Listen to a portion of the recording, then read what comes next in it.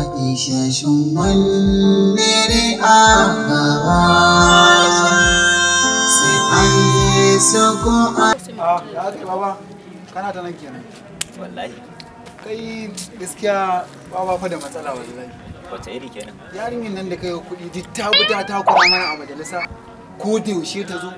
kullum wai kana ina aba ya kamata da ko kai mata wani ko in aikata ta na ga ma boye mata kake in zaka sana